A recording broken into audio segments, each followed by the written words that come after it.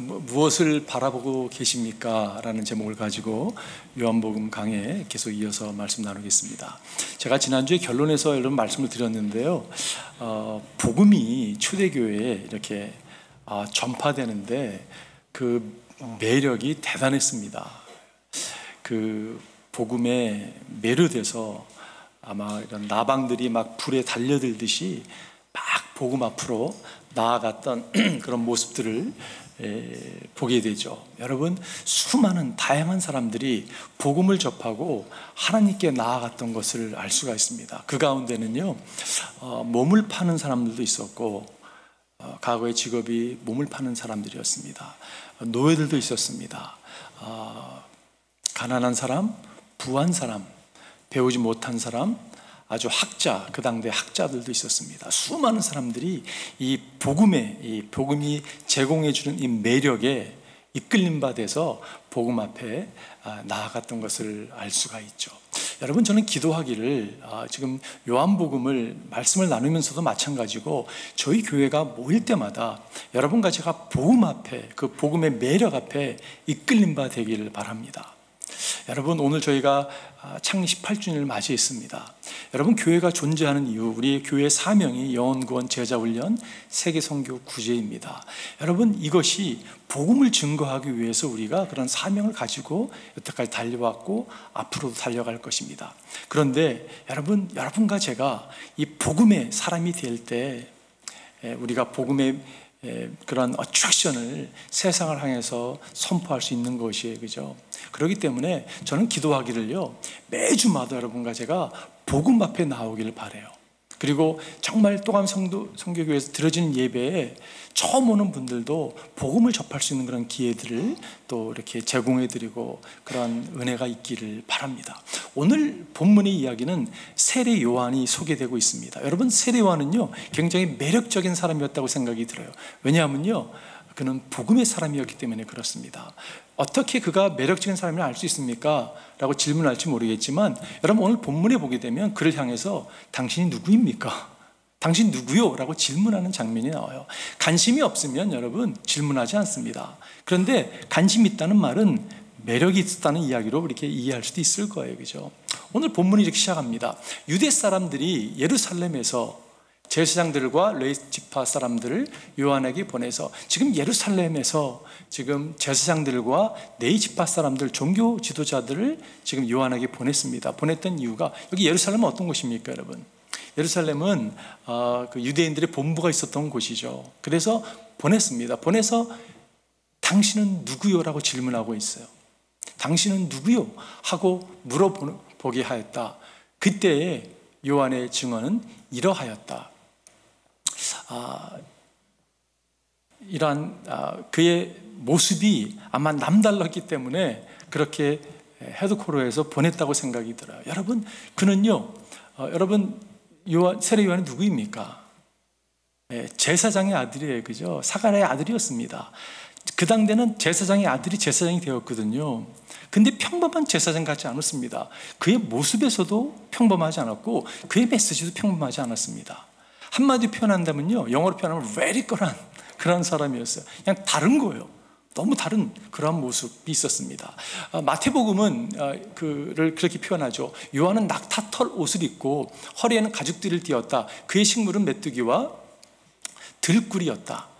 나는 너희를 회개시키려고 물로 세례를 준다. 내 뒤에 오시는 분은 나보다 더 능력이 있는 분이시다. 나는 그의 신을 들고 다닐 자격조차 없다. 그는 너희에게 성령과 불로 세례를 줄 거야. 지금 세례 요한이 지금 세례를 주고 있어요. 그죠? 그래서 우리가 그를 가리켜서 세례 요한이라고 표현합니다. 여러분, 세례를 유대인들은 받지 않았습니다. 오늘 본문에서도 질문하는 거예요. 세례를 받지 않았거든요.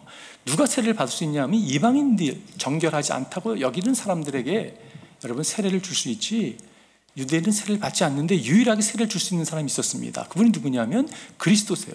그래서 질문하는 거예요. 당신이 그것이 그리스도냐고.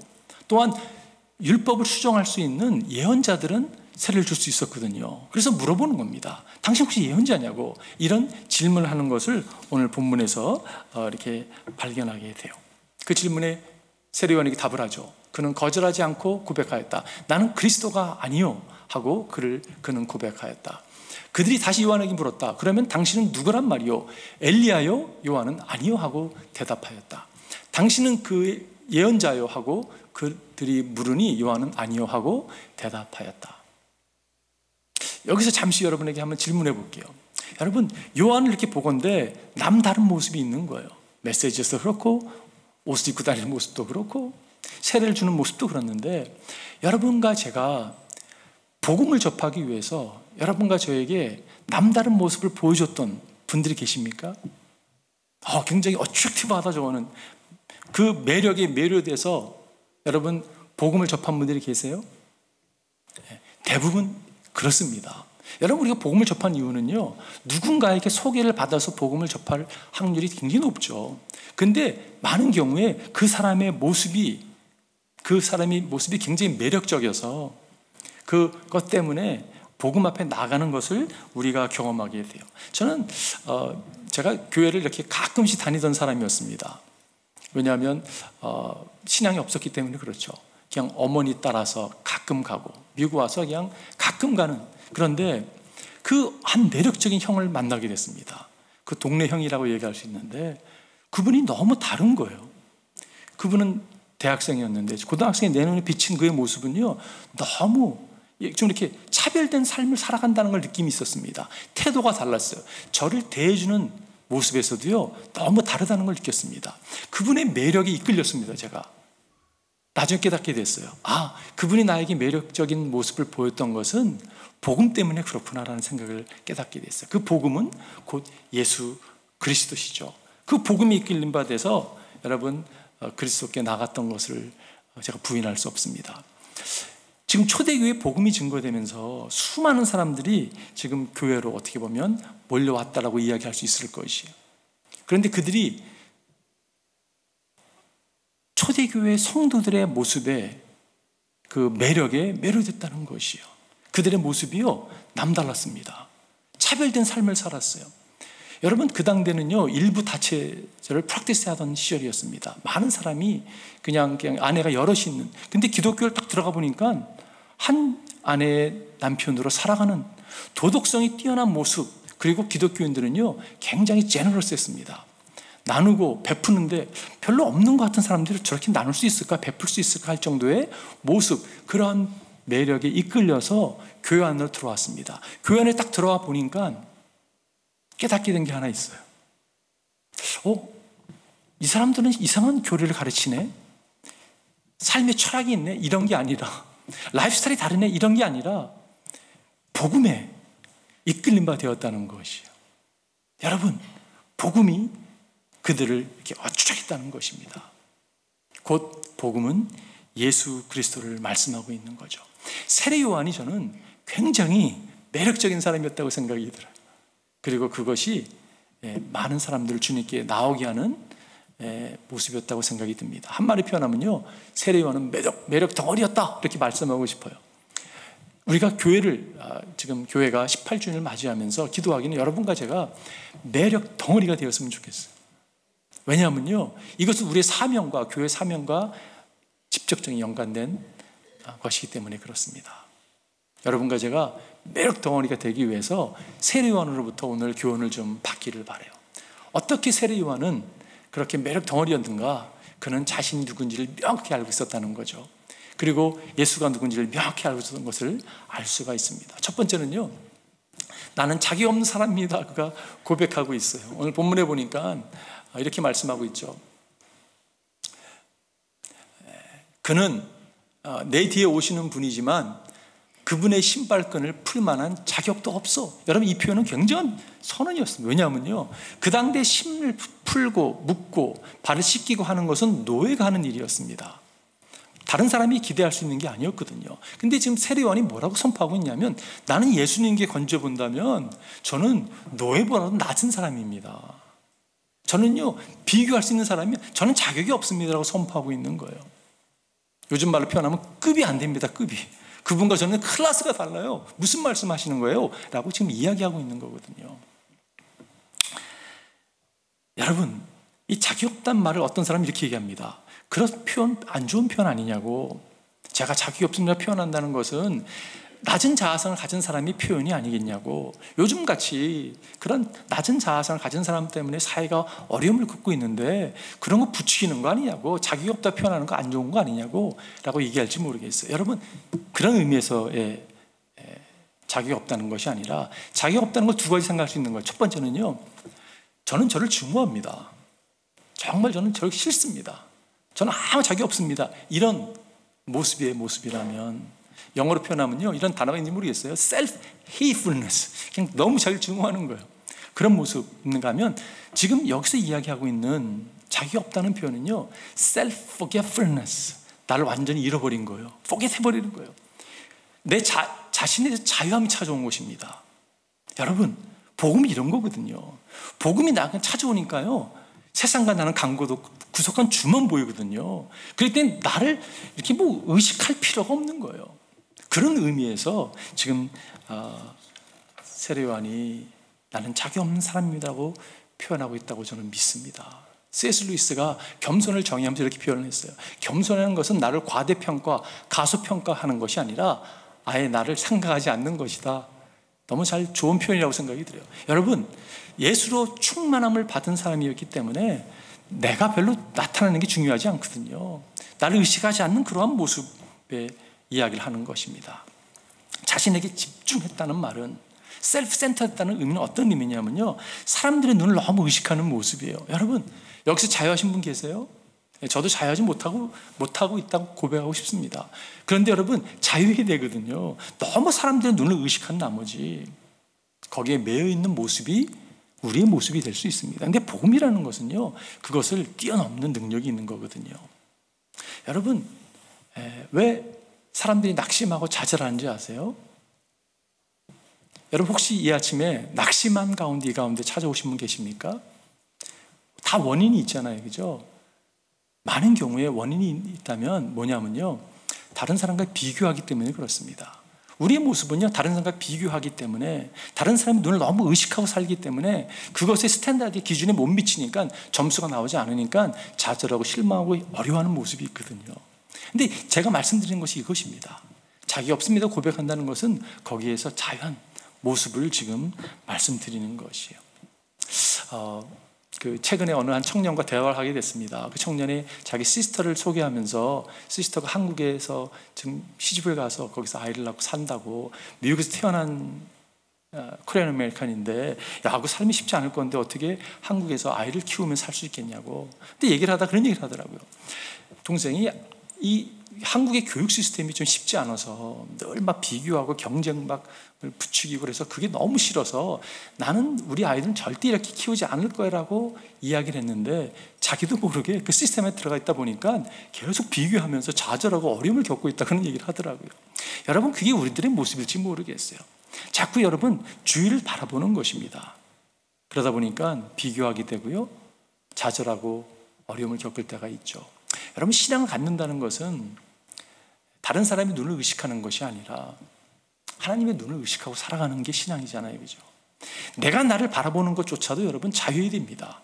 중요한 것은 내가 나를 바라보는 것, 다른 사람이 나를 바라보는 게 중요한 게 아니라 하나님이 나를 어떻게 보고 있느냐, 이것이 너무 중요하다는 것이에요. 구약에 보면 대제사장이 이 가슴맞이 이렇게 흉배를 입잖아요, 그죠? 옷을 입는데 거기 보면 여러분 보석이 있습니다. 보석이 달려있는 거 아시죠? 자이 페커라는 그 학자가 그렇게 표현했습니다. 예수님께서 우리를 가슴에 새겨놓으라고. 여러분, 예수님께서 여러분과 저를 보석으로 가슴에 이렇게 새겨놓으셨어요. 우림이라는 것과 둠림이라는 게 있는데, 하나는 빛이라는 뜻입니다. 빛. 우리를 보석처럼 빛으로 보고, 하나는 완전함을 이야기하고 있는 거예요. 예수님이 우리를 바라볼 때 당신의 가슴에 우리를 빛으로 완전한 자로 보고 있다는 사실, 얼마나 감격스럽습니까, 여러분? 여러분, 우리는 우리를 그렇게 못 보잖아요, 그죠? 세상 사람 그렇게 못 볼지 우리는 주님을 그렇게 보고 있다는 사실에 감격 아니할 수 없죠. 제자들이 나가서 복음을 전했습니다. 귀신들이 막 쫓겨남을 보고서 너무 기뻐해서 돌아왔을 때 주님이 뭐라고 말씀했냐면, 이거를 기뻐하지 말라고. 정말 기뻐할 것은 너희 이름이 생명책 기록한 것을 기뻐하라고. 주님의 마음에 이름이 새겨진 바를 기뻐하라고 말씀하고 있어요. 여러분, 하나님의 마음에 여러분이 이름이 새겨져 있습니다. 내 안에 너 있다. 그게 주님이 우리에게 고백하시는 사랑의 고백이, 내 안에 내가 있다고. 그러니 여러분, 우리가 우리를 어떻게 바라봐야 되겠습니까? 사람 있는 의식하지 마십시오. 내가 나를 의식하지 않은 것도 자유함 여러분과 내가 됐으면 좋겠어요. 바울이 이렇게 고백합니다. 내가 여러분에게 심판을 받든지 세상 법정의 심판을 받든지 나에게는 좀 더 문제가 되지 않습니다. 그뿐만 아니라 나도 나 자신을 심판하지 않습니다. 세상이 나를 바라보는 것 내가 별로 중요하지 않다고 이야기하는 거죠. 나는 양심에 꺼리끼는 것이 없습니다. 그러나 이런 일로 내가 의롭게 된 것이 아닙니다. 내가 나 된 것은 나를 심판하신 분은 주님이십니다. 주님이 나를 나되게 만드셨습니다. 그리고 나는 그분의 눈만을 의식하고 살겠습니다고 고백하고 있다는 것이, 그럴 때 여러분 평안이 찾아오고요, 그럴 때 자질이 물러가고 매력 덩어리가 된다고 저는 믿습니다. 두 번째는요, 나는 하나님의 어린 양을 바라봅니다. 나는 자기 엄자입니다. 왜냐하면 나는 나로부터 자유합니다. 그렇지만 나는 내가 눈을 들어서 어린 양 예수 그리스도를 바라봅니다라고 선포하고 있는 것이요. 오늘 본문에 보니까 29절에 다음날 요한은 예수께서 자기에게 오시는 걸 보고 말하였다. 보시오, 세상죄를 지고 가는 하나님의 어린 양입니다라고 선포하고, 여러분 이 선포는 엄청난 선포였습니다. 성경에 양이라고 표현하는 표현은요 600번 등장합니다. 근데 하나님의 어린 양이라고 하는 이 Lamb of God이라고 하는 표현은 딱 2번 나와요. 오늘 본문과 반복해서 36절에서 이렇게 나오는 것을 볼 수가 있습니다. 지금 세례 요한은 이 어린 양을 보아라고 선포하고 있어요. 그 말은 무슨 말이냐면 세례 요한이 어린 양을 보았다는 거잖아요, 그죠? 그 바라봄이 여러분 비밀이었습니다.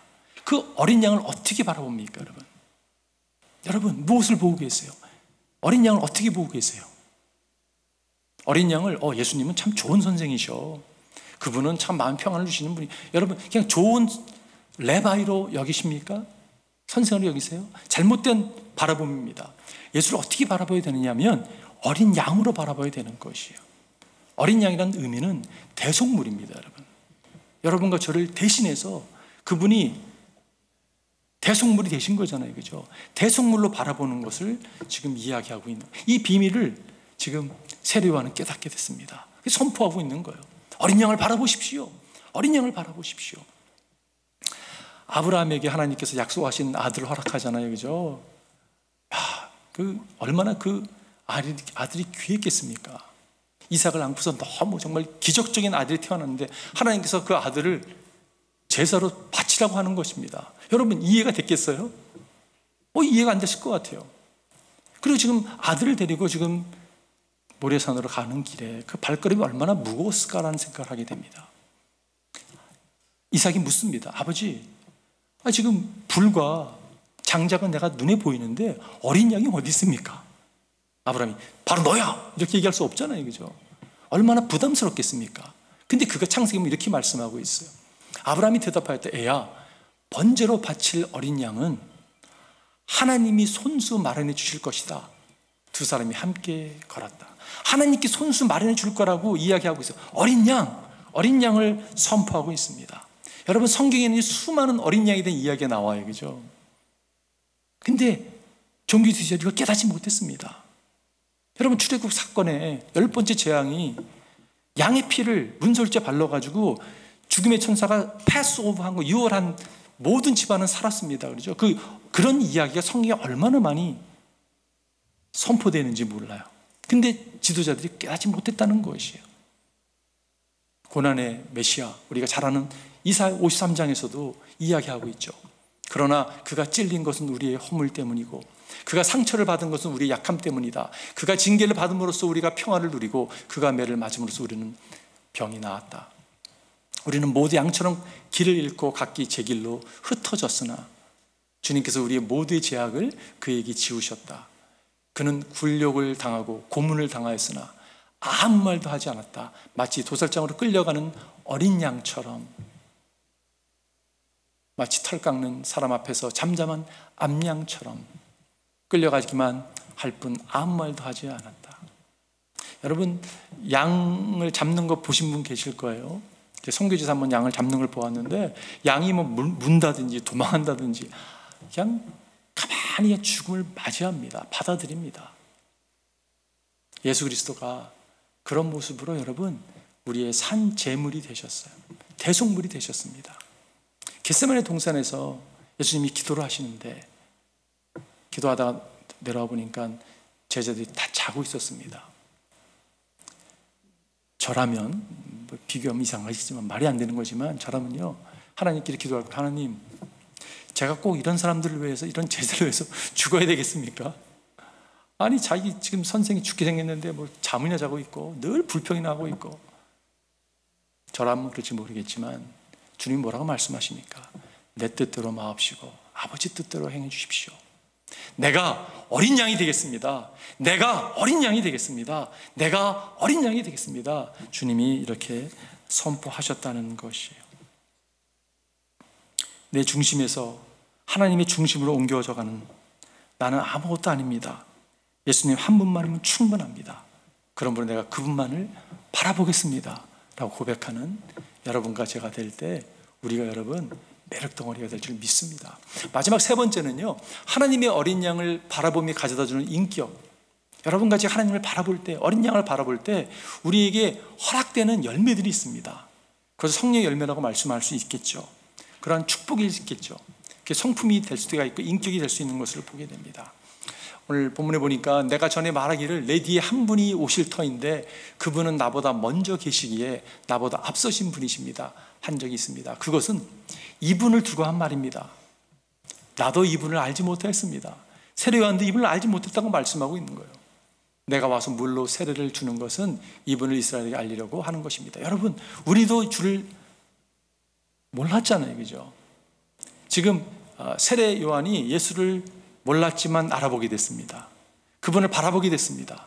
그랬을 때 그에게 담대함, 여러분, 그에게 담대한 하나님의 용사가 된 것을 알 수가 있어요. 세례 요한의 삶을 여러분 많은 분이 알고 계시죠. 세례 요한이 감옥에서 목배임을 당해 죽습니다. 여러분, 세례 요한이 왜 목배임을 당해 죽습니까? 그가요, 담대하게 하나님의 말씀을 전하는 사람이 되었기 때문에 그렇습니다. 목숨이 무서웠더라면 그런 말씀을 못 전하겠죠. 헤롯 왕이 자기 동생의 아내 헤로디아라는 사람이 있었는데 아니 어떻게 동생의 아내를 취할 수 있겠습니까? 근데 그때는 그런 일이 났던 것 같아요. 그것을 대놓고 왕이건 뭐건 어찌 이런 일 할 수 있냐라고 컨프런트 했다가 감옥에 갇히게 됐습니다.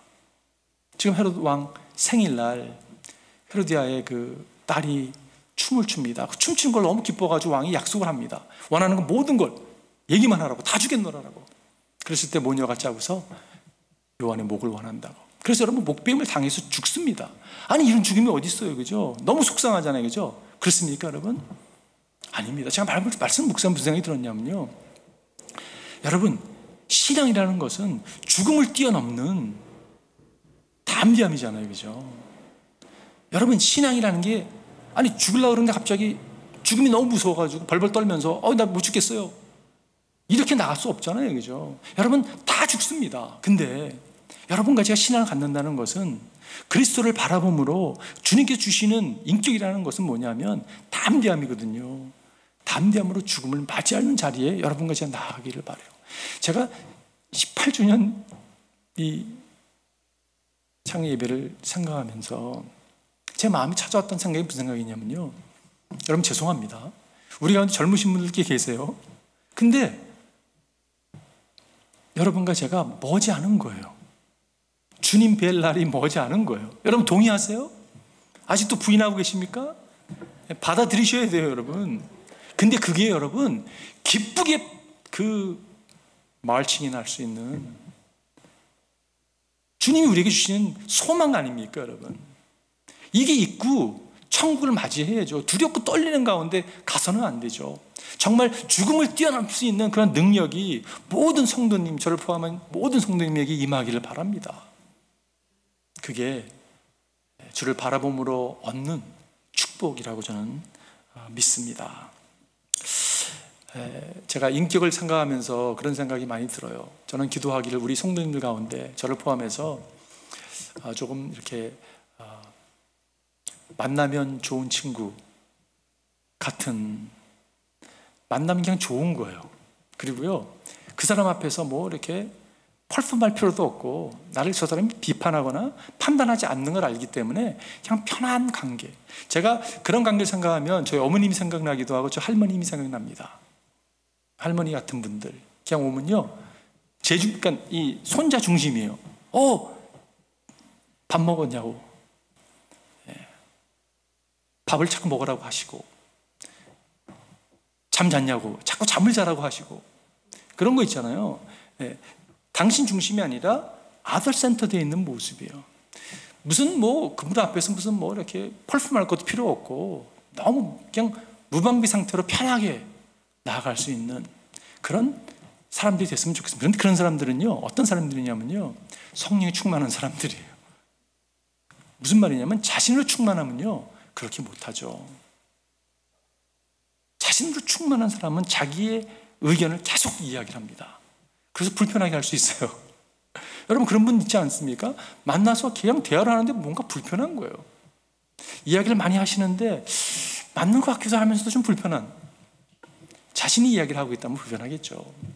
여러분과 제가 기도하기는 정말 성령 충만한 예수님의 사람들이 되었으면 좋겠어요. 그러기 위해서는 여러분 그리스도를 바라봐야 됩니다. 어린 양을 바라봐야 됩니다. 다시 한번 29절 같이 한번 읽어볼까요? 시작. 다음 날 요한은 예수께서 자기에게 오시는 것을 보고 말하였다. 보시오, 세상 죄를 지고 가는 하나님의 어린 양입니다. 보시오. 여러분, 여러분과 제가 어린 양을 바라보기를 바라요. 돼지가 우리에서 이렇게 먹을 걸 찾다가요, 홍시를 발견했다고 합니다. 여러분 너무 맛있는 거예요. 얼마나 맛있겠습니까? 그냥 처음 먹는, 세상에 이런 맛이, 야, 이런 게 있구나. 너무 막 신나게 홍시를 먹고서 또 있나 찾아보는 거예요. 근데 없는 거예요. 없어가지고 막 이 뾰족한 주둥아리로 막 땅을 막 파기 시작했습니다. 우리가요 아주 그냥 난장판이 돼버린 거예요. 그 주인이 너무 화가 나가지고 이 돼지를 그냥 개패했다고 합니다. 여러분 그러면 안 되잖아요, 그죠? 근데 너무 맞아가지고 딱 누워있다 보니까 위에 뭐가 보였습니까? 홍시가 떨어지는 거예요. 그때 깨달았대요. 아, 복이 땅에 있는 게 아니구나. 여러분 우리가요 자꾸 땅을 바라보고 사는 모습이 있어요. 여기가 답인가? 여기가 안식인가? 여기가 길인가? 아닙니다, 여러분. 오직 길은, 오직 앤서는 예수 그리스도이시죠. 여러분과 제가 그분을 바라보고 나아가기를 바라요. 제가 오늘 결론을 내리면서 여러분 제가 질문하고 싶어요. 여러분 혹시 우리 가운데 구원의 확신이 없는 분 계세요? 없다면 구원의 확신을 붙들기를 바랍니다. 가끔 예수 믿으세요? 라고 질문하면요, 예수 믿어야죠? 라고 질문하면 뭐라고 표현하냐면 이렇게 표현합니다. 지금 노력하고 있습니다. 이 답은요 기독교를 잘못 이해하고 있는 것이요. 예수 믿으세요? 노력하고 있다고. 여전히 내 중심인 거예요. 내가 지금 노력하는데 아무래도 이 기준이 못 미치는 것 같다고, 그래서 좀 어려운 것 같다고 이렇게 얘기하는 겁니다. 이게 겸손입니까 여러분? 아니에요. 잘못 이해하고 있는 것이요. trying이 아니라 신앙을 갖는 것은 trusting입니다. 주님이 행하신 일을 신뢰하는 거예요. 믿는 거예요. 여러분 우리 가운데 혹시 확신이 없는 분이 있다면 자신을 바라보는 것에서 해방되십시오. 그리고 눈을 들어서 그리스도를 바라보십시오. 대부분 우리들이 신앙이 있죠. 여러분 삶 가운데 정말 어린 양을 바라보면서 삶을 살았는데, 그래서 정말 세상 나는 광고도 없고 구속한 주만 보면서 너무 기쁨을, 삶을 누렸는데 어느 순간 더 이상 어린 양을 바라보지 않는 거예요. 어린 양을 바라보는 것을 멈춘 분들이 계실지 모르겠습니다. 신앙생활 오래 하다 보면요 그럴 수 있어요. 여러분 회개해야 됩니다. 돌이켜야 됩니다. 뭘 돌이켜야 되냐면, 하나님, 내가 눈을 뗐던 것을 내가 회개합니다. 내가 다시 눈을 들어서 어린 양을 바라보기 원합니다. 어린 양을 바라보기 원합니다. 어린 양을 바라볼 때 여러분 신세 타령하지 않습니다. 비교하지 않습니다. 왜 좌절하지 않냐면요, 내가 세상에 나는 강도도 구속한 주만 보이는데 그렇지 않죠. 여러분과 제가 어린 양을 바라보기를 바라요. 다시 헌신하길 바랍니다. 다시 주를 따르기를 바라요. 그 인생은 어떤 인생일까요? 매력 덩어리 인생이라고 믿습니다. 그런 여러분과 제가 되기를 주님으로 축원드립니다. 기도하겠습니다.